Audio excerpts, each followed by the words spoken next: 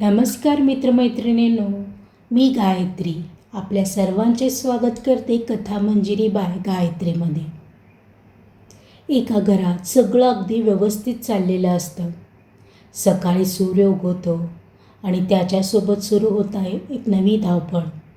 चहाचा सुगंध घरभर पसरतो. भांड्यांचा आवाज, मुलांच्या हाका आणि त्या सगळ्या गोंधळात एक स्त्री शांतपणे उभी असते. ती कुठेही केंद्रस्थानी नसते, पण तिच्याशिवाय काहीच घडत नाही. ती प्रत्येक गोष्ट सांभाळते, वेळ, नाती, भावना. पण तिचं स्वतःचं अस्तित्व ते कुठेतरी मागच राहतं. ती हसते, पण तिच्या थकव्याला आवाज नसतो. ती सगळ्यांसाठी जगते, पण स्वतःसाठी वेळ नसतो. तिच्या स्वप्नांना ती स्वतःच शांतपणे थांबवते, कारण तिला वाटतं हे सगळं नंतरही करता येईल. दिवस जातात, वर्ष सरतात आणि एक वेळ अशी येते जिथे तिचं सगळं देणं कोणालाच दिसत नाही. आणि मग एक दिवस एक छोटासा प्रश्न तिच्या संपूर्ण आयुष्याला हादरवून टाकतो. तो प्रश्न तिच्या कष्टावर प्रश्नचिन्ह लावतो, तिच्या त्यागाला कमी लेखतो. आणि त्या क्षणी ती फक्त दुःखी होत नाही, ती जागी होते. ती स्वतःला पुन्हा शोधायला निघते. ती ठरवते, आता मी स्वतःसाठी जगणार. ही आहे एका अशा स्त्रीची गोष्ट जिने आयुष्यभर स्वतःला बाजूला ठेवलं, पण शेवटी स्वतःला हरवू दिलं नाही. तिचं अस्तित्व एक असा प्रवास जिथे अश्रूंनी ताकद दिली आणि शांततेनं आवाज मिळवला. बस काही क्षण शांत बसा आणि या प्रवासात सामील व्हा, कारण ही गोष्ट कदाचित तुमच्याही मनाला स्पर्श करून जाईल. एका छोट्याशा शहरात गर्दीपासून थोडं दूर एक साधंसं घर होतं. त्या घरात राहत होती माधवी. माधवी नाव जरी साधं असलं तरी तिचं आयुष्य खूप मोठं होतं. ती एक गृहिणी होती, पण फक्त गृहिणी नव्हती, ती त्या घराचा श्वास होती. त्या घराची शांत ताकद होती. सकाळचे 5 वाजले की संपूर्ण शहर अजून झोपेत असायचं, पण माधवीचे जग तेव्हाच जागं व्हायचं. ती अलगद उठायची, जणू कुणाची झोप मोडू नये म्हणून. पहिलं पाऊल स्वयंपाकघरात, गॅस पेटायचा आणि त्यासोबतच तिच्या दिवसाची सुरुवात व्हायची. चहाचा मंद सुगंध घरभर पसरायचा आणि त्या सुगंधात तिचं प्रेम मिसळलेलं असायचं. ती एक एक करून सगळ्यांची आवड लक्षात ठेवायची. नवऱ्याला थोडा कडक चहा, मुलीला कमी साखर, मुलाला गरम गरम पोहे. तिच्या हातात जादू नव्हती, पण तिच्या मनात प्रेम होतं आणि तेच प्रत्येक गोष्टीला खास बनवत होतं. चहा झाला की नाश्त्याची लगबग सुरू व्हायची. एका हाताने पोळी भाजत, दुसऱ्या हाताने डब्बा भरत आणि मध्येच मुलांना उठवणं. "उठ ना बाळा, उशीर होईल." तिचा आवाज नेहमीच मृदू असायचा.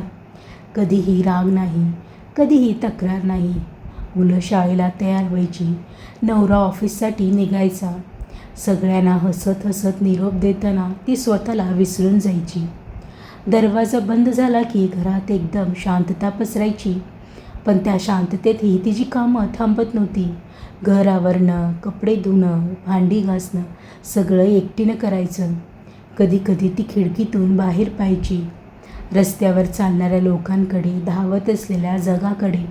क्षणभर वाटायचं, मी पण असंच काहीतरी करायला हवं होतं. पण पुढच्या क्षणी ती स्वतःला थांबवायची, हलकेच हसायची आणि म्हणायची, नाही, माझं जग इथेच आहे. तिच्यासाठी तिचं कुटुंब सगळं होतं. तिच्या स्वप्नांपेक्षा, तिच्या इच्छा आकांक्षापेक्षा तिनं नेहमीच घराला पुढं ठेवलं. तिच्या आयुष्यात सुट्टी नव्हती, तिच्या कामाला वेळ नव्हता आणि तिच्या कष्टांना पगार नव्हता. पण तरीही ती कधी थकली नाही, कधी थांबली नाही, कारण तिच्या मनात एकच विचार होता, माझं कुटुंब सुखी आहे म्हणजेच मी सुखी आहे. आणि त्या एका वाक्यात तिचं संपूर्ण आयुष्य सामावलेलं होतं. माधवीनं खरंच कधी स्वतःसाठी काही मागितलं नव्हतं. तिच्या आयुष्यात मला हवं आहे हा शब्दच जणू हरवून गेला होता. तिच्या साडीचा रंग हळूहळू फिका होत चालला होता. काठ सैल होत होती, काही ठिकाणी धागेही निघाले होते. पण तरीही ती तीच साडी घालून हसत उभी राहायची. कारण तिच्यासाठी नवीन साडीपेक्षा मुलांच्या चेहऱ्यावरचं हसू महत्त्वाचं होतं. दिवाळी आली की घरात उत्साह असायचा.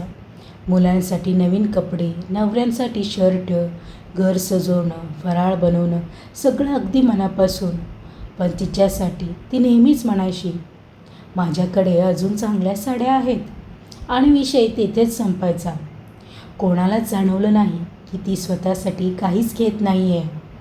तिच्या हातात पैसे यायचे, पण ते कधीच तिच्यासाठी थांबत नव्हते. मुलांच्या फीमध्ये, घर खर्चात, औषधांमध्ये सगळीकडे तिचं अस्तित्व होतं, पण तिच्यासाठी काहीच नव्हतं. पण माधवीच्या मनात एक छोटंसं स्वप्न होतं. खूप मोठं नाही, खूप अवघडही नाही, फक्त एक छोटंसं बुटीक उघडण्याचं. तिला लहानपणापासून शिवणकामाची खूप आवड होती. कापड पाहिलं की तिच्या डोळ्यात चमक यायची. ती मनातल्या मनात डिझाईन्स तयार करायची, नवीन कल्पना विणायची. कधीकधी ती जुन्या साड्यांपासून काहीतरी नवीन बनवायची, मुलीचा ड्रेस किंवा उशांचा कवर. आणि जेव्हा कोणी कौतुक करायचं तेव्हा तिच्या चेहऱ्यावर एक वेगळीच चमक यायची. क्षणभरासाठी ती स्वतःला ओळखायची. एक दिवस खूप धैर्य एकवटून ती नवऱ्याजवळ बसली. थोडी घाबरत, थोडी संकोचित ती हळूच म्हणाली, मला एक बुटीक सुरू करायचं आहे. नवरा थोडा थांबला आणि मग सहजपणे म्हणाला, अगं हे सगळं नंतर बघू, आधी घर महत्त्वाचं आहे. तो साधं उत्तर होतं, पण त्या शब्दाने तिचं स्वप्न पुन्हा एकदा मागे ढकललं. ती काहीही बोलली नाही, फक्त हसली आणि विषय बदलला. त्यानंतर तिनं पुन्हा कधी त्या विषयाला हात लावला नाही. पण तिच्या मनातलं स्वप्न पूर्णपणे मरण पावलं नव्हतं.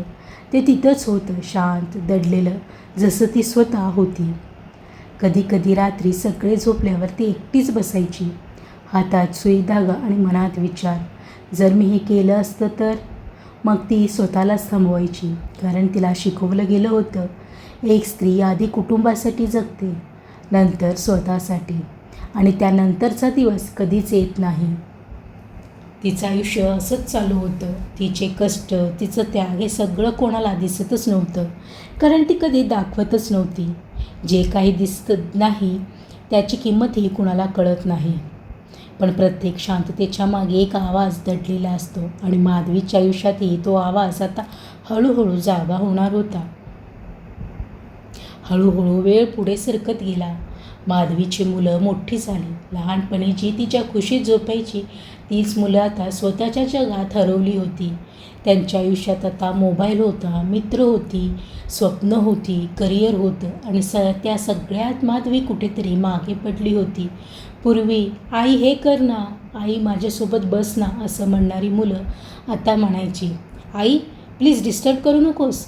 तिचा आवाज, तिची हाक त्यांच्यापर्यंत पोहोचतच नव्हती. ती स्वयंपाकघरात उभी राहून त्यांच्यासाठी आवडीने पदार्थ बनवायची, पण जेवताना सगळे आपल्या मोबाईलमध्ये गुंतलेले असायचे. कसं झालं आहे ती हळूच विचारायची, पण उत्तर फक्त एकच असायचं, ठीक आहे. ठीक आहे हा शब्द ऐकून ती हसायची, पण तिच्या मनात कुठेतरी एक पोकळी वाढत चालली होती. आणि माधवी, ती आता फक्त आई म्हणून उरली होती. तिचं स्वतःचं नाव, तिची ओळख हळूहळू हरवत चालली होती. घरात कुणीही माधवी म्हणून हाक मारत नव्हतं, फक्त आई ऐक ना, हे कर. नवरा बदलला होता. पूर्वी थोडा वेळ काढून तिच्याशी बोलणारा तो आता घरी येऊन सरळ सोफ्यावर बसायचा. TV चालू आणि त्याचं लक्ष तिथेच. एक दिवस तो सहजपणे म्हणाला, आज काय केलं दिवसभर? तो प्रश्न साधा होता, पण त्या प्रश्नामध्ये एक न दिसणारं दुर्लक्ष होतं. माधवी थोडं थांबली. तिच्या डोळ्यासमोर संपूर्ण दिवस फिरून गेला. सकाळपासून रात्रीपर्यंत तिनं केलेली प्रत्येक गोष्ट. पण तरीही ती हसली आणि म्हणाली, नेहमीसारखंच. पण त्या नेहमीसारखंमध्ये तिचं सगळं आयुष्य होतं. तिचे कष्ट होते, तिचा वेळ होता, तिचं प्रेम होतं. पण हे सगळं कोणालाच दिसलं नव्हतं. एकेकाळी घराचा केंद्रबिंदू असलेली माधवी आता त्या घरात फक्त एक सवय झाली होती. जणू ती असणं हे सगळ्यांसाठी स्वाभाविक झालं होतं. ती कधी आजारी पडली तर घर विस्कळीत व्हायचं, पण तरीही कोणालाही तिची किंमत कळत नव्हती. कधी कधी ती आरशात स्वतःकडे पाहायची आणि स्वतःलाच विचारायची, मी नेमकी कोण आहे? आई, पत्नी की फक्त एक काम करणारी व्यक्ती? तिच्या मनात प्रश्न वाढत होते, पण उत्तरं नव्हती, कारण तिनं कधीच स्वतःसाठी विचार केला नव्हता. दुर्लक्ष हे अचानक होत नाही, ते हळूहळू वाढतं आणि एक दिवस ते मनाला इतकं दुखावतं की शब्दही अपुरे पडतात. आणि माधवीच्या आयुष्यात तो दिवस आता खूप जवळ आला होता. एक दिवस संध्याकाळची वेळ होती. घरात सगळे बसले होते. TV चालू होता, पण प्रत्येकजण आपापल्या दुनियेत हरवलेला. माधवी स्वयंपाकघरातून बाहेर आली. हात अजूनही ओले होते. डोळ्यात नेहमीसारखं मृदू हसू होतं. ती सगळ्यांकडे पाहत होती. क्षणभरासाठी तिला वाटलं, आज सगळे एकत्र बसलोय, थोडं बोलूया. ती हळूच बसली आणि तेवढ्यात तिचा मुलगा मोबाईल बाजूला ठेवत म्हणाला, आई, एक विचारू का? माधवी हसली आणि म्हणाली, हो बाळा, विचार ना. तो थोडा गंभीर झाला आणि म्हणाला, आई, तू आयुष्यात केलं तरी काय आहे आमच्यासाठी? क्षणभर सगळं थांबल्यासारखं झालं. TVचा आवाज, घड्याळाची टिकटिक, सगळं दूर गेल्यासारखं. तो प्रश्न साधा नव्हता, तो एक शब्दाचा वार होता, जो थेट तिच्या मनात जाऊन बसला. माधवी थबकली. तिच्या हातातलं पाणी खाली टिपकत होतं, पण तिला काहीच जाणवत नव्हतं. तिच्या डोळ्यासमोर एक एक क्षण फिरू लागला. मुलांचं लहानपण, त्याला ताप आलं तेव्हा जागून काढलेल्या रात्री, त्यांच्या शाळेचे पहिले दिवस, त्यांच्या प्रत्येक यशात तिचा आनंद, सगळं एका क्षणात तिच्या मनात उमटलं. पण तोंडातून शब्द एकही बाहेर आला नाही. तिच्या डोळ्यात पाणी तरळलं, पण कोणालाच ते दिसलं नाही, कारण कोणी तिच्याकडं पाहतच नव्हतं. नवरा शांत होता, त्यानेही काही बोललं नाही. मुलगा पुन्हा मोबाईलकडे वळाला आणि तो विषय तेथेच संपला. पण माधवीसाठी तो क्षण तेथे संपला नव्हता, तो तिच्या आत खोलवर रुजला होता. ती उठली, हळूहळू स्वयंपाकघरात गेली आणि तेथेच उभी राहिली.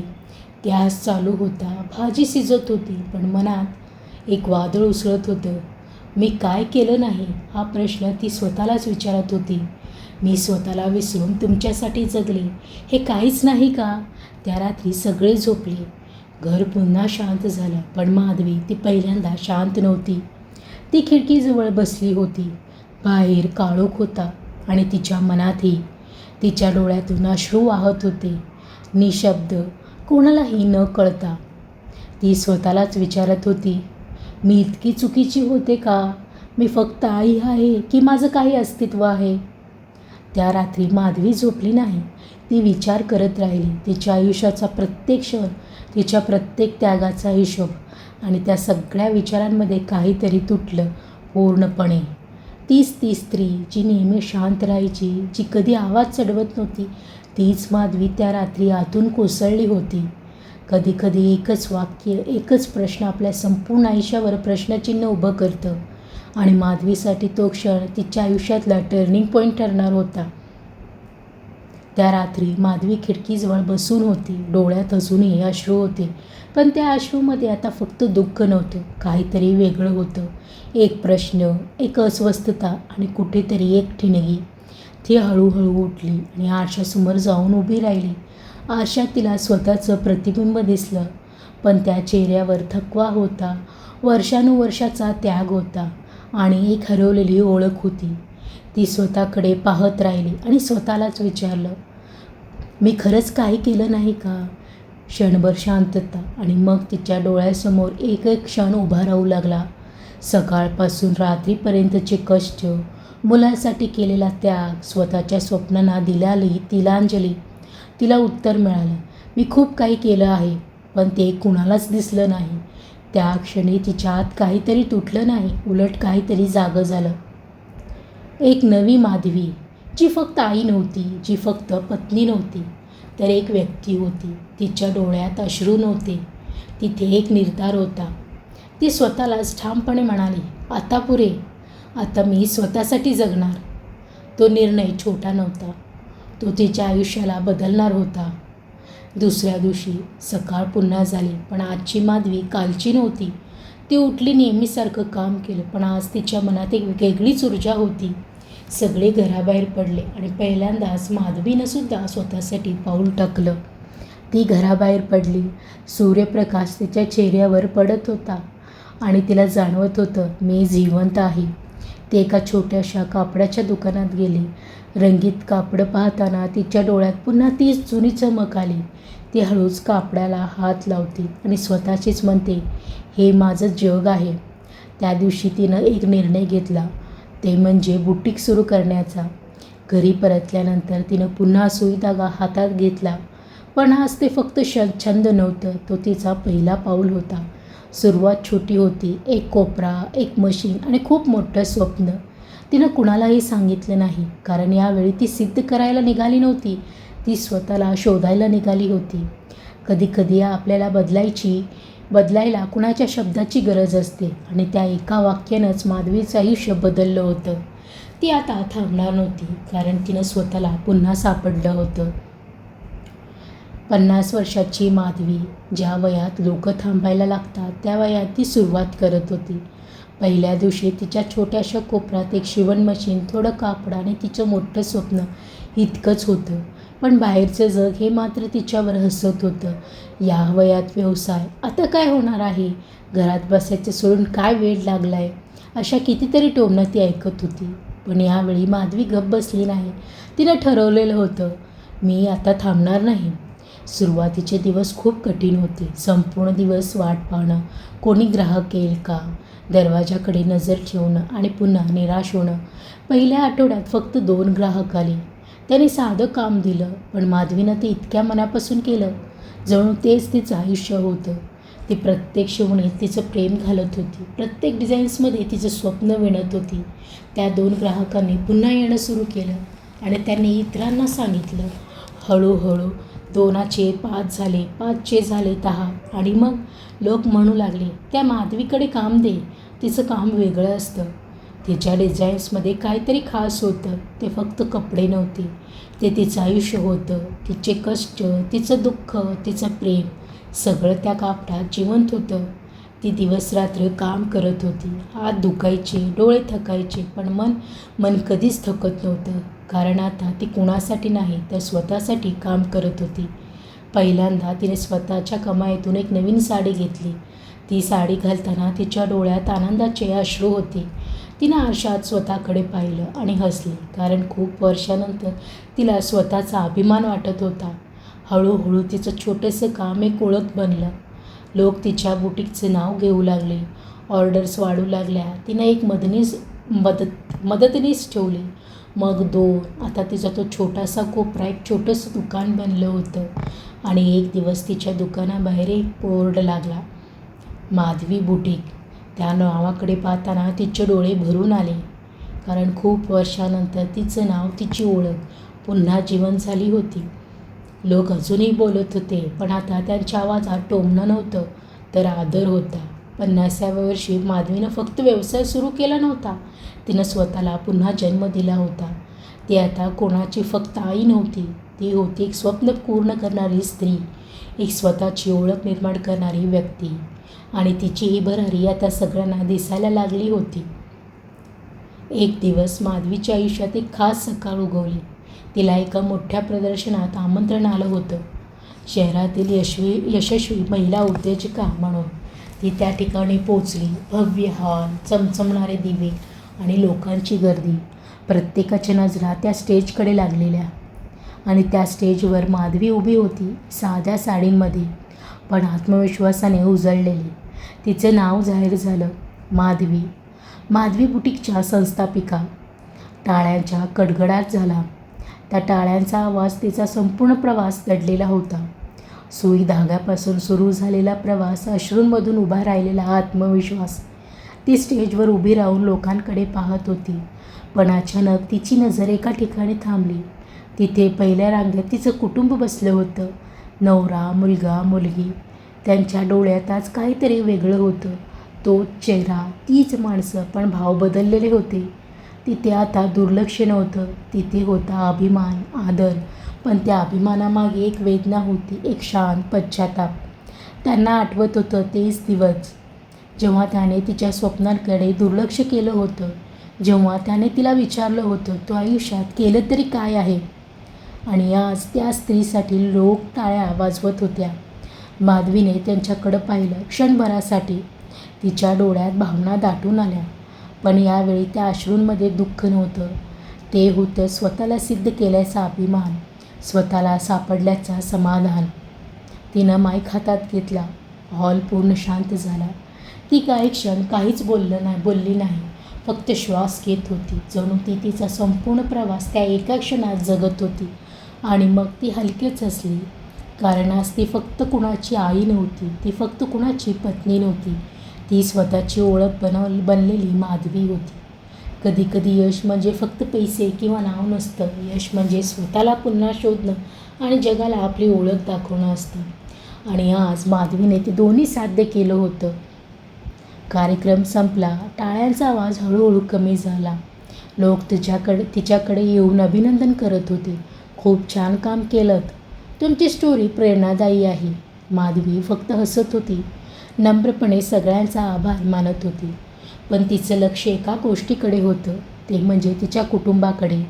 थोड्या वेळाने लोकांची गर्दी कमी झाली आणि मग तिचा मुलगा हळूहळू तिच्याकडे आला. त्याच्या चेहऱ्यावर पहिल्यांदाच एक वेगळं भाव होतं. तो काही क्षण काहीच बोलला नाही, डोळे खाली, शब्द अडकलेले. आणि मग तो हलक्या आवाजात म्हणाला, आई, आम्ही चुकलो. ते 4 शब्द ज्याची ती अनेक वर्ष वाट पाहत होती, आज तिच्यासमोर उभे होते. माधवी काही क्षण त्यांच्याकडे पाहत राहिली. तिच्या मनात अनेक आठवणी उफाळून आल्या. तो प्रश्न, तो क्षण, ती रात्र. पण आज तिच्या मनात राग नव्हता. ती हलकेच हसली आणि त्यांच्या खांद्यावर हात ठेवत म्हणाली, मी काही सिद्ध करायला सुरुवात केली नव्हती, मी तर फक्त स्वतःला शोधायला निघाले होते. त्या शब्दांमध्ये तिचं संपूर्ण आयुष्य होतं. तिचा संघर्ष, तिचा वेदना आणि तिची विजय. तिचा मुलगा तिच्याकडे पाहत राहिला. त्याच्या डोळ्यात अश्रू होते, पण यावेळी ते पश्चातापाचे होते. नवरा आणि मुलगीही तिच्याजवळ आले. कोणालाच काही बोलायचं नव्हतं, कारण शब्द अपुरे होते. त्या क्षणी माधवी एकटी नव्हती, पण तरीही ती स्वतःमध्ये पूर्ण होती. तिच्या डोळ्यात आता अश्रू नव्हते, तिथे होता आत्मविश्वास, स्वाभिमान आणि स्वतःला सापडल्याचं समाधान.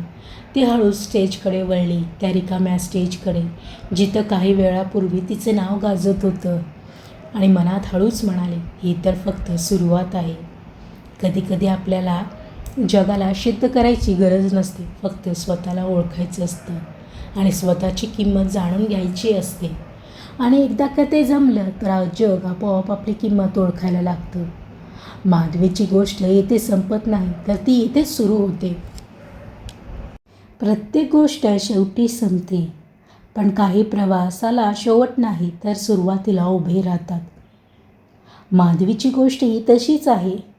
तिनं आयुष्यभर कोणासाठी तरी जगली, हे सगळ्यांना दिसलं नाही. पण जेव्हा तिनं स्वतःसाठी उभं राहण्याचा निर्णय घेतला, तेव्हा सगळ्यांना तिची किंमत कळाली. ती कुणावर रागवली नाही, ती कुणाला दोष देखील दिला नाही. तिनं फक्त एक निर्णय घेतला, स्वतःला पुन्हा ओळखायचा. घर, नातं, जबाबदाऱ्या हे सगळं महत्त्वाचं असतंच, पण त्या सगळ्यात स्वतःला हरवणं हे मात्र कधीच योग्य नसतं. प्रत्येक स्त्रीमध्ये एक शांत ताकद असते, एक स्वप्न असतं, एक ओळख असते. कधी ती लपलेली असते, कधी ती विसरलेली असते, पण ती कधीच संपत नाही. फक्त गरज असते स्वतःकडे एकदा पुन्हा पाहण्याची, स्वतःला एक संधी देण्याची. आणि जेव्हा ते घडतं, तेव्हा वय महत्त्वाचं राहत नाही, लोक काय म्हणतात हेही महत्त्वाचं राहत नाही. महत्त्वाचं राहतं फक्त आपण स्वतःसाठी उभं राहणं. जर ही गोष्ट तुमच्या मनाला भिडली असेल, तर ही इथेच थांबवू नका, ती पुढेपर्यंत पोचवा. कारण कदाचित कोणीतरी अजूनही स्वतःचा आवाज शोधत असेल. तिचं अस्तित्व एक गोष्ट नाही, तर एक जाणीव आहे. ही गोष्ट ऐकण्यासाठी मनापासून धन्यवाद. मी गायत्री आपल्या सर्वांचा निरोप घेते. पुन्हा भेटूया एका नव्या मनाला स्पर्श करणाऱ्या कथेसोबत, इथेच आपल्या कथा मंजिरी बाय गायत्रीमध्ये. तोपर्यंत नमस्कार.